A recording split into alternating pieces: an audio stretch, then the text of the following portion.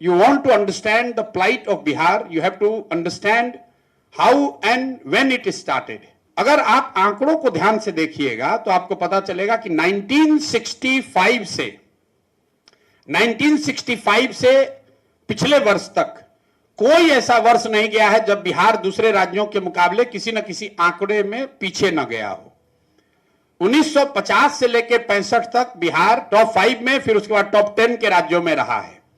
65 के बाद ऐसा क्या हुआ कि बिहार लगातार उसके बाद नीचे लुढ़क रहा है। कई लोगों को लगता है कि लालू जी आए तो बर्बाद कर दिया, ऐसी बात नहीं है।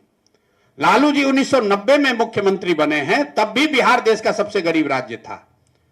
कुछ तो हुआ 1965 से 1990 के बीच में कि आप 5-6 नंबर से गिरते गिरते 28 पर आ गए।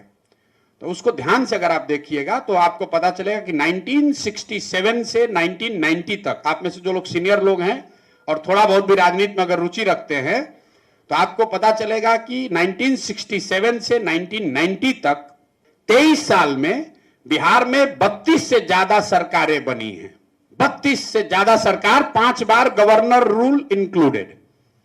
तो कोई 5 दिन के लिए मुख्यमंत्री बना, कोई 1 साल के लिए बना, कोई 2 महीने के लिए बना, कोई 6 महीने के लिए बना, कोई 1-1.5 साल के लिए बना। एक बड़ा लंबा राजनीतिक अस्थिरता का दौर रहा।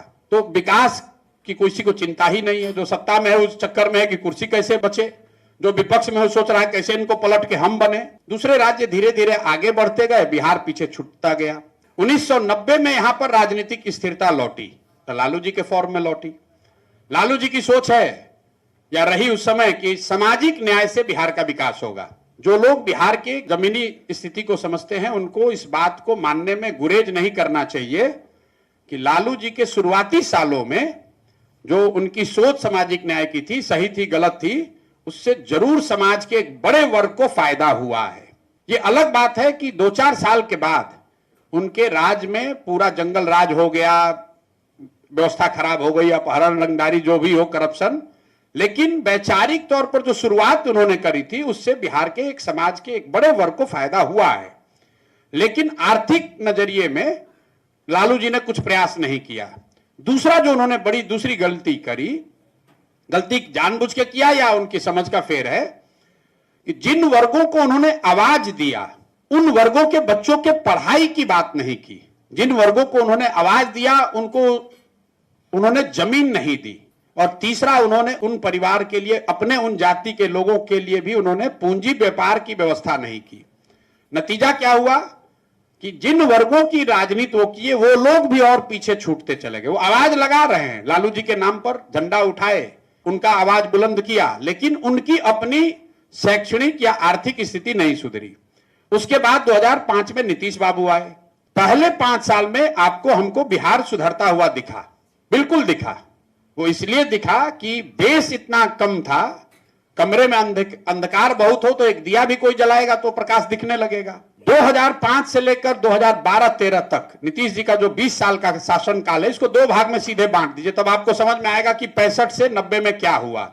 नीतीश कुमार वही हैं, व्यवस्था वही है, बिहार की सरकार वही है, समाज वही है, जाति वही है।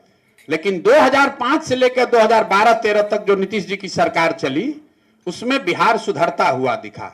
और 2013 से लेकर अभी तक जो सरकार चल रही है उसमें आपको बिहार बिगड़ता हुआ दिख रहा है। ऐसा क्यों? ऐसा इसलिए कि 2005 से लेकर 2013 तक बिहार में एक स्थिर सरकार चल रही थी जो नीतीश और भाजपा की सरकार थी। 13 के बाद 25 तक नीतीश जी की ये 7वीं सरकार है। हम लोग ऐसे हंसी में कहते हैं पलटू राम है, इधर पलटता है उधर पलटता है। ध्यान से देखिएगा तो 13 के बाद ये नीतीश कुमार की 7वीं सरकार है। 13 में मोदी जी आए तो मोदी जी से अलग होकर नीतीश कुमार माइनॉरिटी की सरकार बना लिए, वो पहला प्रयोग हुआ। फिर लोकसभा 14 में उनकी पार्टी चुनाव हार गई तो अपना पद छोड़कर मांझी जी को बना दिए, वो दूसरी सरकार हुई। फिर मैं यहां आया, उनको समझाया वापस आने के लिए, तो मांझी जी को हटाकर खुद बने तो वो तीसरी सरकार हो गई। फिर महागठबंधन के साथ चुनाव जीते, वो चौथी सरकार हुई। फिर 2 वर्ष में भाग के भाजपा में चले गए, वो 5वीं सरकार हुई। फिर भाजपा से भागे महागठबंधन में, वो 6वीं सरकार हुई। और फिर महागठबंधन से छोड़कर अभी आए हैं, ये 7वीं सरकार है। मैं क्यों आपको इतना लंबा बता रहा हूं नेता वही है, व्यवस्था वही है, समाज वही है, लेकिन नीतीश कुमार का पहला 10 साल और दूसरा 10 साल इसके आउटपुट में जमीन आसमान का फर्क है। क्योंकि 10 साल राजनीतिक तौर पर वो स्थिर थे, कुछ अच्छा कर रहे थे। अगला 10 साल अब उनको एक ही चिंता है, कुर्सी बची रहे। अंदाजा लगाइए कि 70 में जो मुख्यमंत्री रहा होगा उसकी भी यही चिंता है किस तरह कुर्सी बचा रहे। 80 में जो मुख्यमंत्री था उसको भी यही चिंता था कि हमारी कुर्सी बची रहे। तो राजनीतिक अस्थिरता का लंबा दौर और वैचारिक स्तर पर शिक्षा में इन्वेस्ट न करने की वजह से यहां पर परेशानी हुई। 1955 में बिहार और तमिलनाडु बराबर थे। आज तमिलनाडु का एनुअल बजट है 7.5 लाख करोड़, बिहार का एनुअल बजट है 2.8 lakh crore.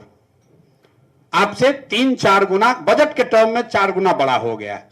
One single differentiator has been the investment in education.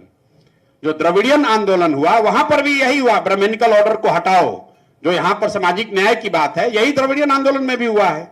The difference has been 2, 1 investment in education and second समाजवाद के नाम पर कैपिटलिस्ट को भगाया नहीं गया। बिहार में यह समाजवादी विचारधारा इतना अंदर चला गया है कि यहां पर कैपिटलिज्म को बिल्कुल, कैपिटल को लोग गुनाह मानता है। मुख्यमंत्री यहां किसी बिजनेसमैन से नहीं मिलते हैं। तमिलनाडु में, केरल में लोग मिल रहा है, यहां पर नहीं मिलता है।